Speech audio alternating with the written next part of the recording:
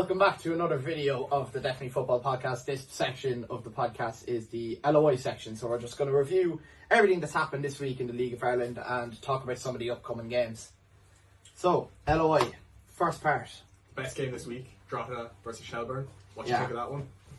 Well, it was two teams that need a win. I think we can sit here and talk about how Shelburne have underperformed, considering they won the league not long ago, and you think under Joey O'Brien they'd kick on, but against the struggling Drogheda side, they had a lot of issues, and if anything, Drogheda will be kicking themselves.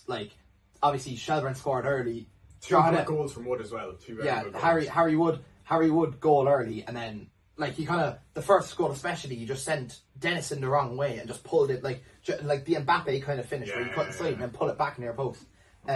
But two good goals from Drogheda then, and strong corner goal as well. The set piece. Yeah, Alua with a brilliant header. Yeah. Harry Wood and Mbappe comparisons. Believe me, I don't want to be comparing Harry Wood to Mbappe. But if you're Kevin Doherty, you're asking why couldn't we we had a lead from 35th minute or something in the first half. No, if you're Kevin Doherty, but you're wondering where can we hold that? The defending for the second goal for Harry Wood was poor. It was poor defending. It was poor, Luke Dennison made 2 saves in a row and they couldn't clear it any of the time. You have to look at that when they were scrambling for the really next on that match. Really, you have to look. Look, Drogheda probably won't go down. They probably won't end up in the playoffs. Sligo are more where they lost 4-0 to Waterford. That was a big result they got this week, though. Yes, so we'll move on to the Sligo game.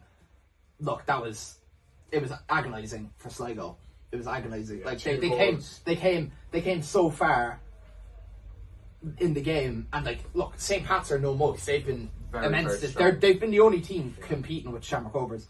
But when you're playing against a team that good, you can spend the 90 minutes playing as good as you want. Yeah. But stuff just happens. Forrester's always going to do what Forrester's going to do. Yeah, listen, when they can, Joe Redmond pops up in the big games. English there. Joe Redmond pops up in the big games with big headers, and then once you've conceded that for rest of injury time, you're throwing everyone forward. And Chris Forrester, when Chris Forrester, he had who was next? He had a fella alongside him, and he had John Owasua tracking him, and he just cuts inside and just places it into the far corner. That's more Mbappe comparisons. Look, I'm not a huge Chris Forrester fan, but we're City fans for context. Cork City. But when you have a player that quality, Chris Forrester, and there's that much space on the counter, he's going to hurt you. Yeah. Another team, a team that won't be as happy with their expectations, Derry City. No, that's a bad loss. A very bad loss.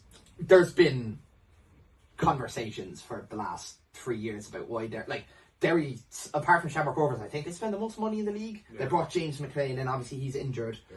But 240. But I'd be fuming. I would if that was. Oh, listen. Derry have the players. James Clark, Michael Duffy to me is the best player in the league. They have James Clark. They have all these people. I don't know when have the board been asking questions of the manager already?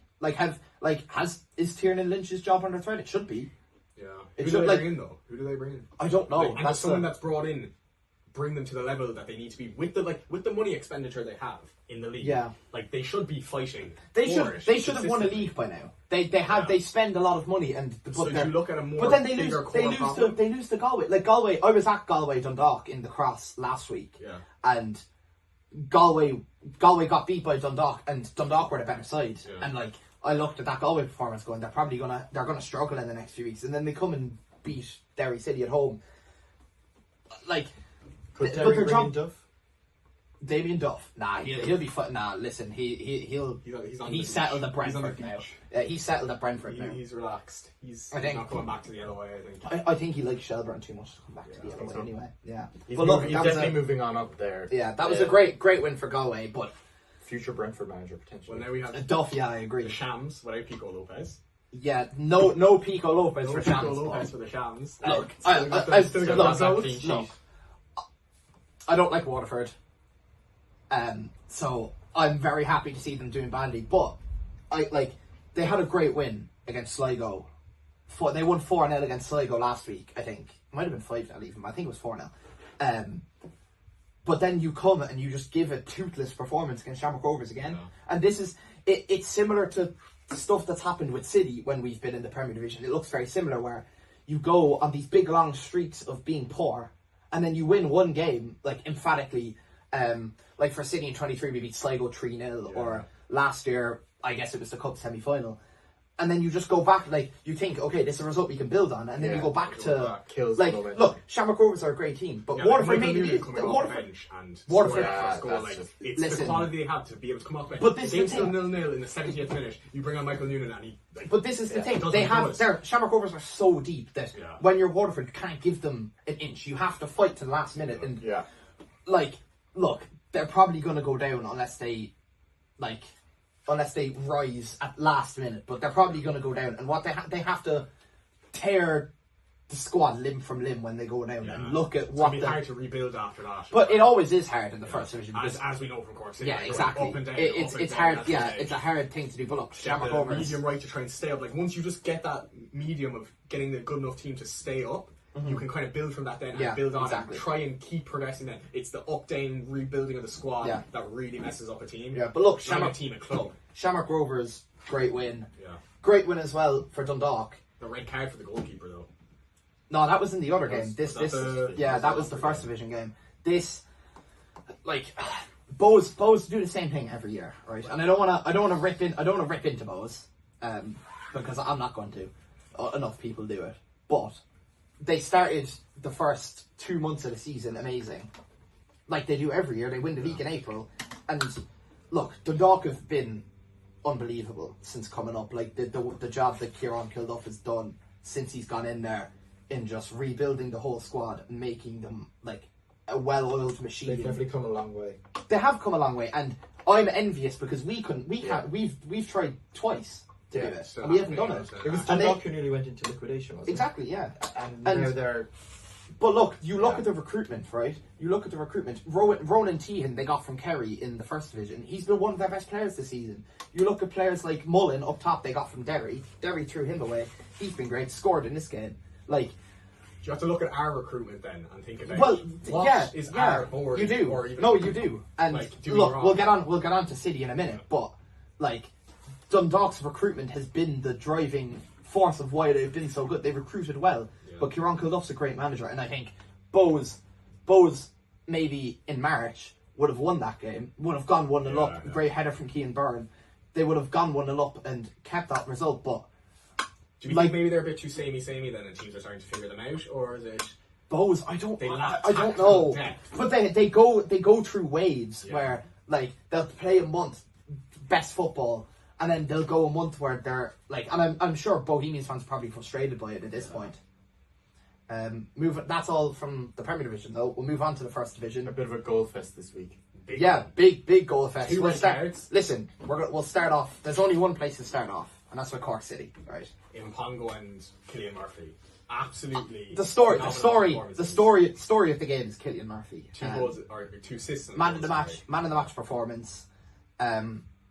It was kind of similar to what a lot of games have been for us, which is a poor first half. Like we were shocking in the first half, but we've done that a lot where we start the game really slowly and then we've given teams an inch, but because they're first division team, they can't take advantage of that gap that we give them. Is that the problem then when we do go up? Is like that inch is the problem? Yes. So when we collapse, you see it a lot. You can't give Premier Division teams 20 minutes of poor play because they'll punish you. And especially in away from home, they don't have the crowd to build back up after.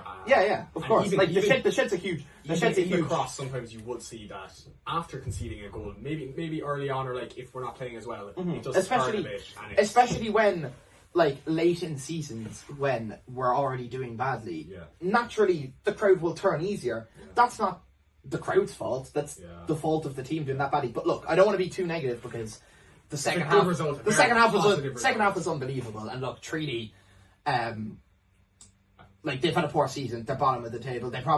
No one probably would have thought they've been bottom at this point. Like obviously there's a lot of stuff going on there, and I don't think any of us are informed enough to go into detail there. But like, they're going to have to sort something. Obviously, they're going back to Limerick FC. Hopefully, that's an upturn. That's good news for them. But yeah, City, amazing performance in the second half, and I think when you have those performances that you do those performances in the second half, you're clearly capable of doing that all the time. So it's just about Barry Robson, and Barry Robson said it during the week, our squad's not big enough. Yeah. You look at our bench, we had 2 players on the bench that weren't teenagers, one's a goalkeeper and one's on loan. So maybe if you have a squad that's filled with players, you get more consistency throughout the game. Yeah. And I think that will be important. And they have to carry that into their next game. Yeah, exactly. Bray, who also had a very high scoring, very good performance. Yeah, that game was incredible. Yeah. That game had everything in it. Another goal fest made on both sides, not just on the side. Longford played with 10 men for most of the game. The Keane Moore to get 2 goals though, with a 10 men, you have to look at Bray's defence there and think, what went wrong and how can City attack that? Well, Bray will want to look at that because obviously Keane Moore gets sent off early. Their keeper, they bring in the 17-year-old lad who he didn't have a howler. I think the thing you don't look, he conceded 5 goals. It's not going to look good on paper. Well, he had only just come on for the first goal. Yeah, so. and Ben McCormack has been one of the players of the season in the first division for Bray. And when you have a player of that quality, it's going to be hard for a 17-year-old keeper to keep out that kind of stuff. Even the pressure of it to come on in that moment, and especially conceding a free kick as soon as you've come on. That's fantastic free kick. It is a brilliant free kick. And look, I think when you're Longford Town, you worry for the development of the keeper if he comes on and makes a mistake in the game. Like when he comes on, he came on and played 65 minutes, right? You're worried about is if he makes a big mistake, and I remember it. I can't remember his name now, but a City centre half started in Bowes in 2023 and scored 2 own goals, and we haven't seen him since. You're worried about stuff like that happening, where you bring in a young keeper for a game when he's needed and he makes a mistake. But he didn't make a mistake. He did okay. He made some good saves. There's only so much you can do. Yeah, look, Bray were superb going forward. You can't they were deadly on the keeper. No, you can't. Bray were deadly going forward, and they didn't help Longford. But yeah, as you made the point, Bray will want to have a look at how are we conceding 2 goals. Like, one of them was a corner from great header from Colin Marhiamon. That's not really down to the players you have, but the first goal, the Andy Parashiv goal, it's probably poor goalkeeping from Jimmy Corcoran. And how are you allowing Bray to hit you like that when they have 10, or how are you allowing Longford to hit you like that when they have 10 men? Yeah. Like, you have to, as much as they'll be delighted they scored 5 goals, they won 5-2. That will be a problem area to look at. Yeah, definitely. And then in the final game we have there's 2 more games. 3 more games. Cove against Finn Harps. Look, Finn Harps started really well. Goal from Oren McHugh, 17-16, first start in the League of Ireland. It was a good finish. Goal as well. It was a good finish. He messed up the first shot, but then the chip was very composed for someone that age. Yeah. And I think, especially when Finn Harps are known for developing players. They get good players from abroad. They have a very good academy. They have a lot of young players, and I think, you don't want to put too much pressure on a player, but when Oren McHugh played very well, when he was he obviously scored, but he created a lot of chances for Finn Harps. But equally, second half, Cove did very well to get back into the game. Good header from Keane Coleman, time level, and then Wilson Waweri, who took over at that point. I think when you have a striker who has that much experience in the Premier Division playing for Sligo, he's obviously been at Cove before. You're gonna get moments where when you're in the bin and when you need someone to pull you out, and Cove struggled in the first half with Finn Harps. When you're in a situation where you need someone to pull you out, a guy like Wilson Waweri is the guy you want up top. Yeah, definitely. Another team who struggled, Wexford. They opened the scoring. It was it's poor defending from Athlone. It's poor defending. Mikey Rowe won't care. It's a goal to his tally, but I think when you're playing away from home, and it is impressive, to be fair, because Athlone went 2-1 up after that. Brilliant finish from Patrick Ferry, and one from Peter Grogan as well. Brilliant first time values, almost Haaland-esque. Don't want to compare Grogan. Big comparisons. Yeah, I don't want to compare Grogan to Haaland. But look, Athlone obviously got the red card. They'll be annoyed with, especially when you're at home, when you have the lead. You need to hold on to that. Like, especially, look, Athlone they don't play at the Camp Nou. Like, they needed that window to get back into playoff contention. Look. And Wexford also needed their win to stay in that scenario. That huge mid section. Yeah. Every win is so important. And when you're winning at home, as an Athlone fan, you want to hold those games out, and you don't want to have, look, especially the way Athlone conceded both goals. Like, even the second goal that they conceded, it's a decent finish from Gavin Hodgins, but the defences, all you can see, like, even after the goal, Brendan Clark giving out, the two centre backs giving out, they were all a bit at sea. Yeah. And you wanna fix that in the future. You don't wanna you're not gonna get far in the playoffs if you don't hold on to leads like that. And we also saw a shocking loss from Kerry.